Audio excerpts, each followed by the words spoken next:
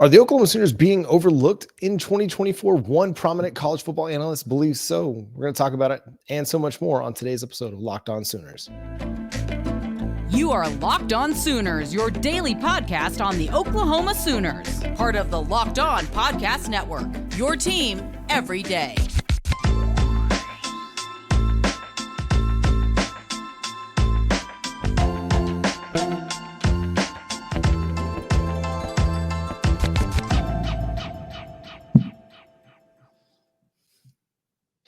What's up, Sooner Nation? Welcome to Locked On Sooners, and thank you for making Locked On Sooners your first listen every single day. Today's episode is brought to you by FanDuel. Make every moment more. New customers join today, and you'll get $200 in bonus bets if your first bet of $5 or more wins. Visit FanDuel.com/LockedOn to get started. My name is John Williams. You can follow me on Twitter at John9Williams. My buddy here is Josh Helmer. You can follow him on Twitter at John.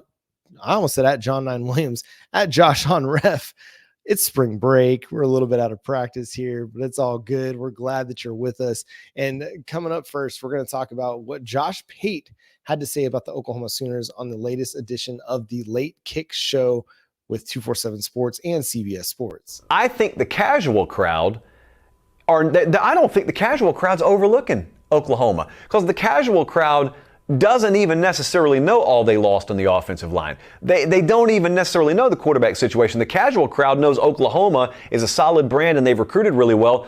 They're probably taking Oklahoma more seriously than the diehard crowd. And in this particular case, the casual crowd may be early to the party and you guys may be late to the party, because everyone pays attention to what you lose in college football and they don't pay enough attention to what you have. Oklahoma did lose a lot on the offensive line. Oklahoma did lose a starter at quarterback. But they also have the former Elite 11 winner and MVP in Jackson Arnold, who is 2 years in. He's not a true freshman. And they have recruited at a level that has them at a top 10 talent roster status. So it's not like they're going to put potato sacks out there on the offensive line. You don't know their names. So you automatically think they're going to be subpar. So do the odds makers. That over-under 7.5, like I said. Is Oklahoma being overlooked? I think they are. The Oklahoma Sooners, with that pretty low win total in a lot of these sports books right now, but I feel like he makes a lot of really, really good points. People are overlooking Oklahoma simply because they did lose a lot on the offensive line. Anytime you lose 5 starters, it's going to be an issue. You are having quarterback turnover. Anytime that happens, there are going to be questions about your potential, and you're moving into the SEC. So Josh, kind of take it from here. Where do you think Oklahoma lands, and is Josh Pate pretty much on target on that? Well, relative to FanDuel Sportsbook's over-under win total of 7.5, which, oh, by the way, was 6.5 at one point in time. Yes, I think Oklahoma's being overlooked in that regard. And relative to probably how some SEC fan bases think this might play out for Oklahoma in year one and really beyond in the SEC. Yeah, I think OU's being overlooked and undervalued. I can see a scenario where Oklahoma wins 10 games in year one in the SEC, where they go, win 7 conference games in year one in the SEC. So do I think that it's this slam dunk that Oklahoma is going to go 9-3 or 10-2 and, play for an SEC championship? No, I don't. I think that there's questions to be answered for Oklahoma, namely along the offensive line, and then defensively. Does year 3 look like, year 3 at Clemson, where it took that big step and all of a sudden Clemson in a number of key areas was arguably the nation's top defense or close to? We need to see that. And if not that, we need to see just that level below that for Oklahoma. We need, and I've talked a lot about this, John, defensively, we need to see Oklahoma turn a corner. But relative to some of what I hear out there, that this is a fringe top 25 team and that they might not win 8 football games. Yeah, I would say relative to that, OU is being overlooked. I really like the point that Josh Pate makes about, people focusing way too much on what you lost versus what you have. Obviously, that starts with Jackson Arnold, but I think it extends to the wide receiver talent that Oklahoma has. I mean, it might be the deepest wide receiver room in the nation going into 2024. You bring back a Nick Anderson that led the nation in yards per reception. You added Deion Burks, who was the best wide receiver in the transfer portal by some measures. You have a Jaden Gibson, who's an ascending player. You're bringing back Andrew Anthony, who was leading you in receiving before he got hurt. I mean, this is going to be a really, really good receiving group. And I think the tight end position will be better. I think the running back position is going to have a better start to the season than what they had a year ago. And so, and I talked about it a little bit last week. I think the offensive line is going to be just fine. When has it not been fine under Bill Bedenbaugh? You're going to have a hard time finding a season where they weren't good. And so I think that all that's going to come together. You mentioned the defense, and I think that's a big, big part of this as well. The defense bringing back a lot of talent at every single level of the defense that's going to help it not just be as good as it was last year, but potentially even better than what it was last year, and finding that close to elite defense. And that's not just thinking about the 2024 signees, because it's hard to expect true freshmen to come in and make such a significant impact on defense that it elevates you into elite status. They're going to have a role and they're going to play an important part in elevating this defense, but it's a lot of it. And my optimism, a lot of it is due to all the guys that you've already had and all the guys that were coming back aside from that 2024 group. So everything is ascending in a really, really nice way for Brent Venables and for the Oklahoma Sooners. I mean, obviously the schedule's tough. We've talked about that on a number of occasions, but Oklahoma is going to be a tough out for everybody else. This is not going to be a team that is just going to be a walk in the park for a Missouri or for an Ole Miss or an Auburn or South Carolina. Everybody's going to have to contend with OU, just like OU is going to have to contend with everybody else in the SEC. And from a national perspective, when Josh Pate says these remarks, I don't know in what context necessarily he's referring to Oklahoma being overlooked. Overlooked in sort of are they going to come in and be this floor mat to some of the middle of the road to higher end SEC teams? Or is he talking national picture too? Because I could see Oklahoma being overlooked in that way as well, that Jackson Arnold winds up cleaning up the mistakes on a 10 or 11 games out of 12 type basis for the regular season, that the Alamo Bowl was just that, start number one, and winds up, we look back and say, okay, that was an anomaly for Jackson Arnold. He takes much better care of the football and the explosive plays.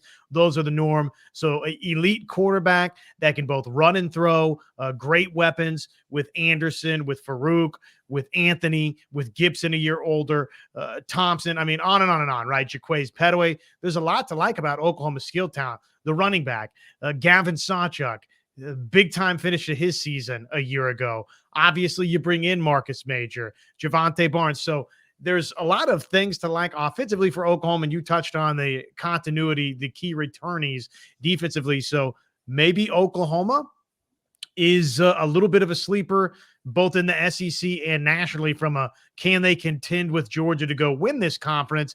And then obviously that year three being the year where things start to really fall into place for Oklahoma to truly get back into being, a national player, back in the national picture, which, front half of last season kind of felt like Oklahoma was getting into that.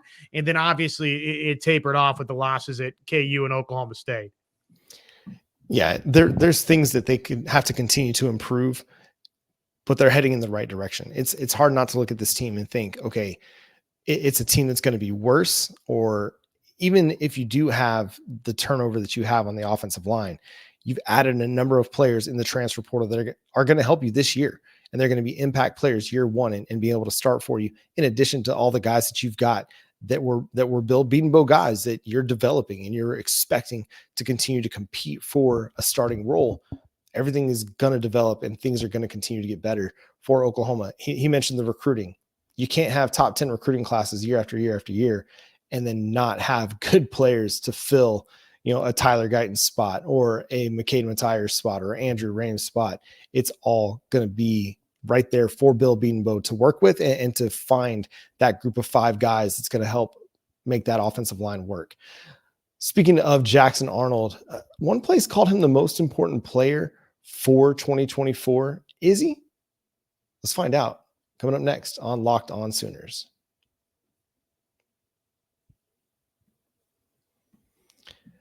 This week, March Madness bracket is brought to you by our friends at Nissan. Each week, we're picking one team that stands out, a team that's pushed it further than the rest, just like any of the all-new 2024 Nissan SUVs. These guys were able to take it to the next level. The Yukon Huskies can only be described as an armada. The top-seeded team is as hardcore as it gets out there, so it's no wonder they've landed the top overall seed in the NCAA tournament.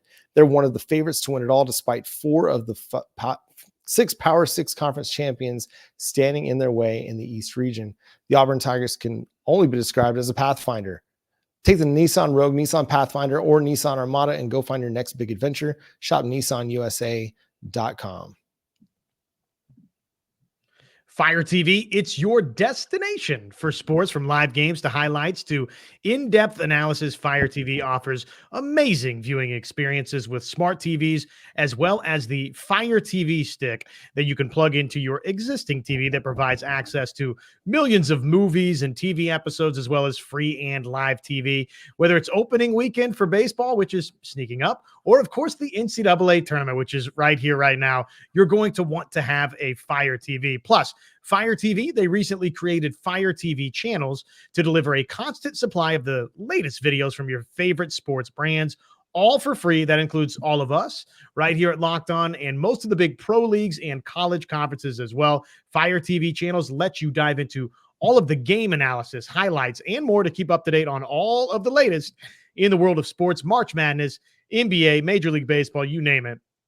Not to mention great news, entertainment, gaming, travel, cooking videos as well. So check out Fire TV channels on Fire TV and Alexa devices. If you haven't checked out Fire TV channels, you should. Trust us on that. To learn more, visit www.amazon.com/LockedOnFireTV.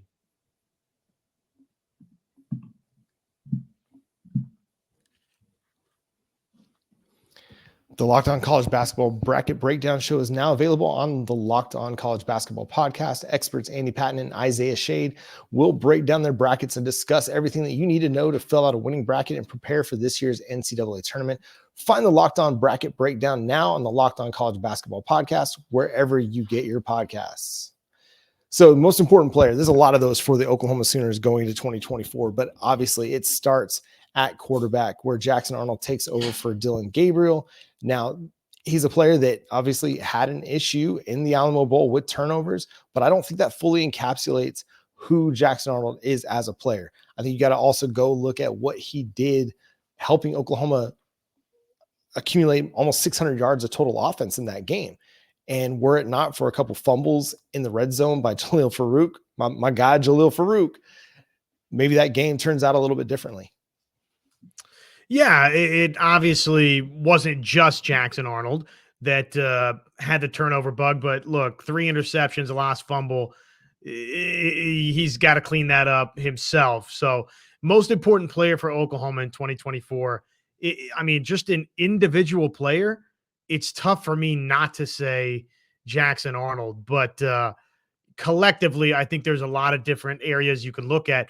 Most important position group, how it comes along, I probably would still say offensive line for Oklahoma, but we almost don't know enough about that group for me to say, okay, Spencer Brown's the most important, or Jacob Sexton's the most important, or, insert any other name out of the transfer portal or existing on roster guys for Oklahoma. So individual player, defensively, Danny Stutzman, Billy Bowman, names like that come to mind. Maybe a Peyton Bowen, if he takes a big step forward, somebody along the defensive line, if they really emerge quickly, the David Stones, Jaden Jacksons of the world, if they, I don't even want to characterize it as a surprise for somebody like David Stone. Some will be expecting that, but PJ Adebaware 1 year in, those could wind up being almost as important, but it's hard to say anybody other than the quarterback, and especially given that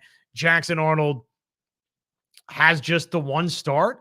And as he goes, in a lot of ways, probably Oklahoma's season will go. Now, I've made the argument to you in the past, John, that Oklahoma as a program, I think, needs to get to the point to where we don't look at it and say Jackson Arnold has to make X number of plays and lead, so many touchdown drives. Some of that needs to get taken off of his plate for Oklahoma to truly be a championship program. They have to use an NCAA basketball tournament reference right now, you need to be able to win run and gun games. You got to be able to slop around in the mud and the muck a little bit too and go win a defensive minded game. And Oklahoma, in my mind, hasn't really been that for the last 10 years or so, where they can sort of alternate between, okay, this is a game we're going to go outscore our opposition, and now's a game that we're going to just find a way to win 17-13 on a regular, consistent basis at any rate. But having said that, for where Oklahoma's been and where they're at right now,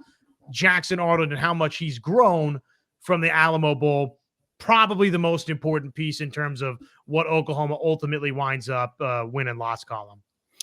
Yeah, and it's Will Backus of CBS Sports that believes that Jackson Arnold will be their most important player for 2024. And here's what he had to say. He said, Oklahoma practically shoved 2-year starter Dylan Gabriel out the door to make way for Arnold, a former 5-star prospect who spent most of his freshman season in a backup role. Goes on to say he did get to start Oklahoma's Alamo Bowl showdown against Arizona, and though he got better as the game wore on, he threw 3 bad interceptions and largely struggled with commanding the offense. Oklahoma is hitching its schooner to Arnold without many viable alternatives if he can't handle a full-time starting role. I find it odd to consider that he won't be able to handle the role. I feel like that's not even in my worldview right now, that Jackson Arnold's not going to be able to handle what it means to start at quarterback for the Oklahoma Sooners. The dude is just an elite talent.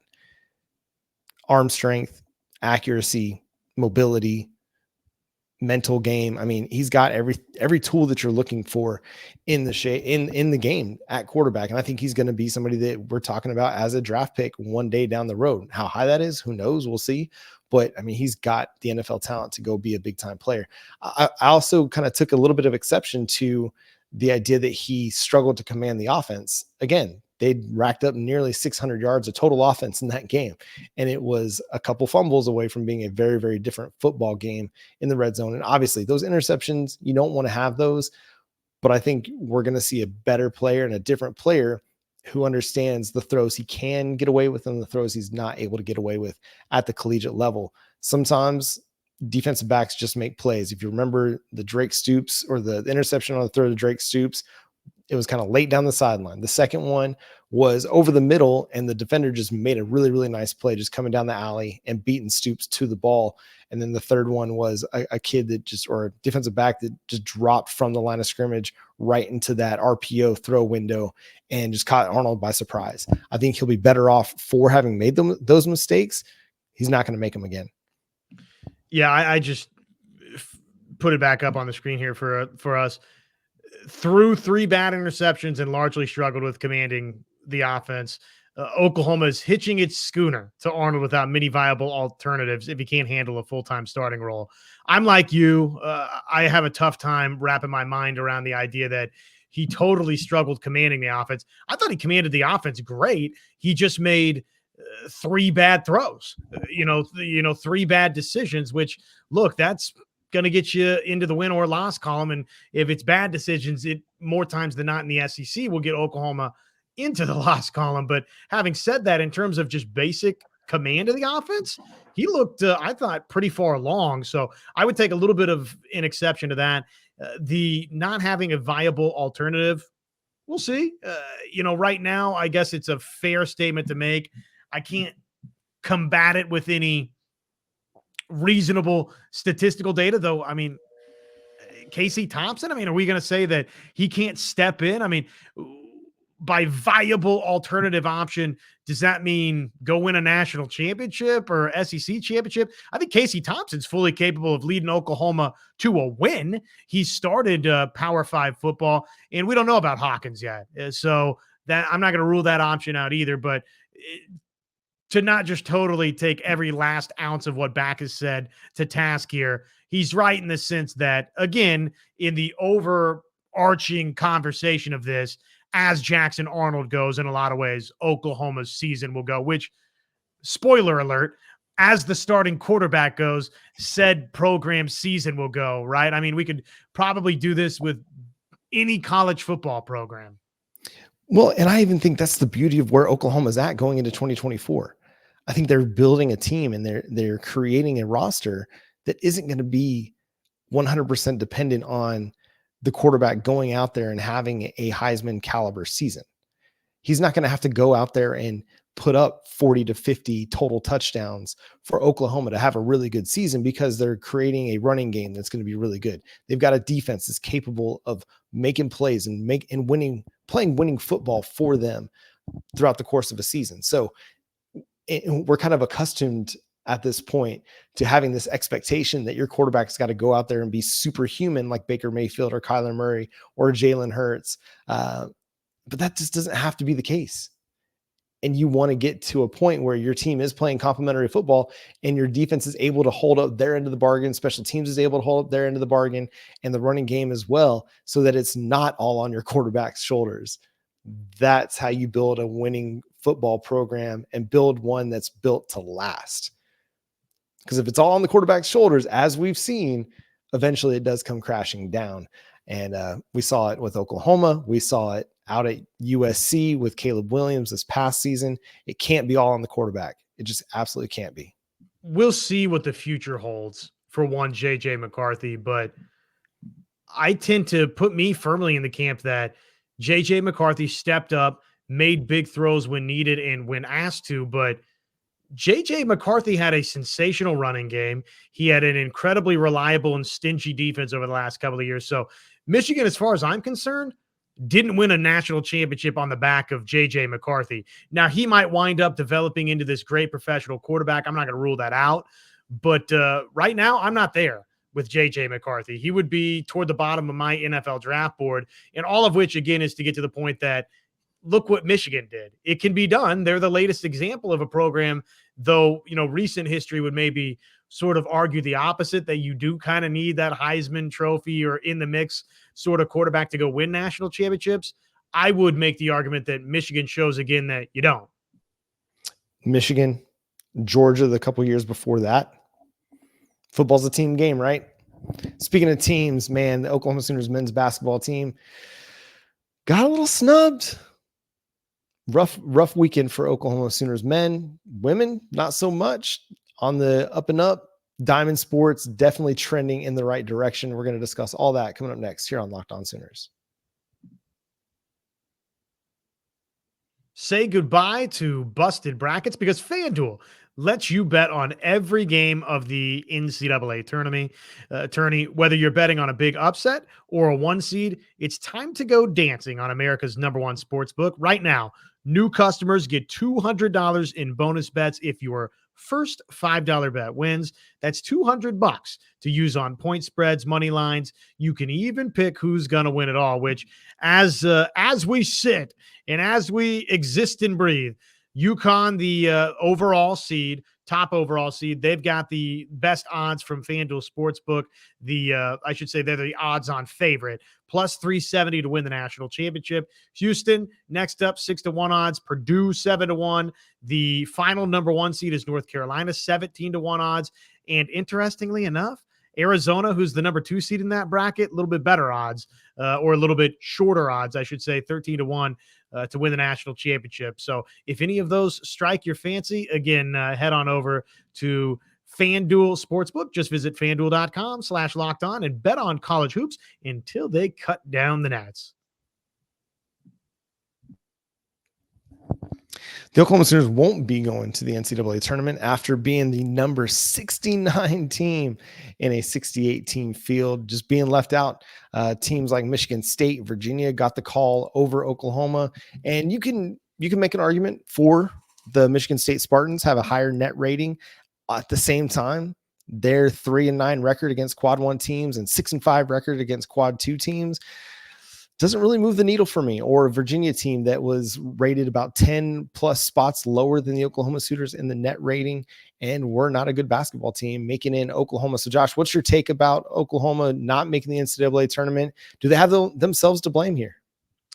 Yeah, I think they've got themselves to blame more than anybody else. And I hate to say that. I'd love to be, and I am to a certain degree, frustrated by how the bubble played out with teams like you mentioned. I don't think Michigan State's definitively better than a healthy Oklahoma. I watched a lot of Michigan State this season.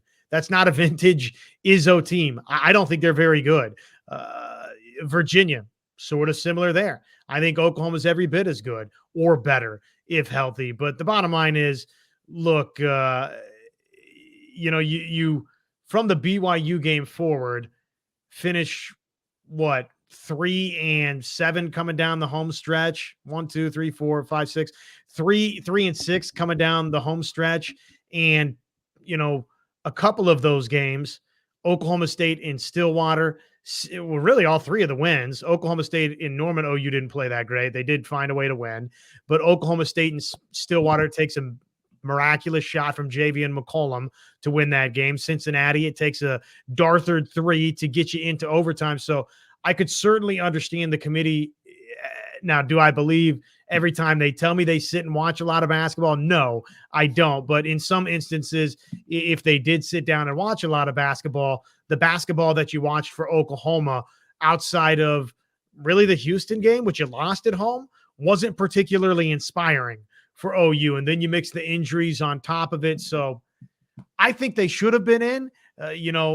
Compared to some of the other teams that were the final couple of selections, I think Oklahoma, playing in the Big 12 had every bit as much of a right to get in as they did, but they don't. And that's because you flew too close to the sun. Yeah. And, Oklahoma baseball had a great weekend in Fort Worth, knocking off the number 12 TCU Horned Frogs. Josh, take us what a weekend it was for the Sooners. Yeah, from melancholy to, hey, things are starting to look great. Oklahoma baseball, another sweep, this time at TCU. Got a little bit dicey on Saturday. The Frogs came back, tied it, but Carter Frederick had the big pinch hit home run late, and then the Sooners tacked on another run even after that. Sunday got off to a terrific start behind Jamie Hitt on the bump, 6-0 early, but then 3-run home run kind of made things interesting, and TCU tacked on one more, and the momentum kind of felt as though, is this going to be the lose the sweep game even after a 6-0 start in that one? But it wasn't. Oklahoma found a way to regain that momentum and go on and win the ball game 9-4 and sweep a TCU team, John, that was the preseason Big 12 pick to win the conference. So from where we're sitting right now, Oklahoma has made its debut in a number of the respective baseball polls, sitting as high as 14, and I want to say as low as 19. So Oklahoma's red hot right now. They've swept their first two Big 12 series against a UCF team that, by the way, took 2 out of 3 over Oklahoma State this past weekend. So that was nice to see from the OU perspective of, okay, the first team we swept goes and, wins a series over Oklahoma State. And then, of course, you go and sweep TCU. So, yeah, I mean, it's looking good right now for OU baseball early in Big 12 play. Yeah, you're 6-0. You can't start better in Big 12 play than that. The Oklahoma women's basketball team, the number 5 seed heading to Bloomington, Indiana. They'll take on the ASUN champion Florida Gulf Coast.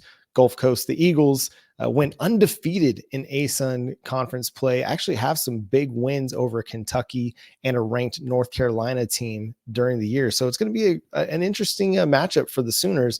Obviously, they're going to be the favorite as the 5 seed taking on the 12 seed ASUN conference champion. On the softball diamond, the Oklahoma Sooners put up 40 runs and held the number 3 scoring offense in the Big 12, the Texas Tech Red Raiders, to just 3 runs in their 3-game sweep over the weekend in Lubbock. The Sooners, man, just mashing. Sydney Sanders, she was the Big 12 player of the week a week ago. It'll be Tiara Jennings being the Big 12 player of the week after she had 12 RBIs. The Red Raiders couldn't get her out in the first 2 games where she went 5 for 5, reached base another 3 times on walks, had 3 home runs and 2 home runs, 2 doubles, just completely just tearing it up out there in Lubbock. And then Alyssa Brito also comes through with a big weekend on Sunday to help complete the sweep. Kelly Maxwell throws another complete game, or not a complete game, but a 6-inning a shutout over 6 innings, and then obviously got a little help in relief from Peyton Monticelli. So Sooner softball just cruising as well through the weekend. Yeah, it's great to see. And on the women's basketball side, we'll see what happens. But if Oklahoma can get to the Sweet 16 in Albany from, I believe, MVP Arena, if I have that information correct, then probably you're playing the top overall seed. I mean, it would take a big time shock for South Carolina to not be there. And hey, why not take your chance at trying to truly upset the apple cart and ruin perfection for who is most teams' natural primary selection to go cut down the nets. Don Staley has a great team that's, again, undefeated, just like they were last year going into the women's NCAA tournament. But, I can't say you love that draw as an OU fan outside of it's kind of exciting to get to try and be, the big upset artist, if obviously you can win a couple of games to get there. Yeah, if you can get to the Sweet 16, it'll be the first time under Jenny Baranczyk that you're able to do that. But that'd be a fantastic coaching matchup between Don Staley and Jenny Baranczyk, who's had a phenomenal run so far in her short tenure with the Oklahoma Sooners. And that's going to do it for today's episode of Locked On Sooners. Thanks so much for tuning in and being a part of the show. Subscribe to the show wherever you get your podcasts. We're free and available on all podcast platforms and on YouTube. Hit that notification bell to let you know when new episodes drop. Follow Josh on Twitter at JoshOnRef, myself at John9Williams. Tune in for our weekly show with Alex Storako that's going to be coming up this week, where she'll break down everything that happened in Lubbock and across the college softball world. But until next time, he's Josh Helmer. I'm John Williams, Boomer Sooner.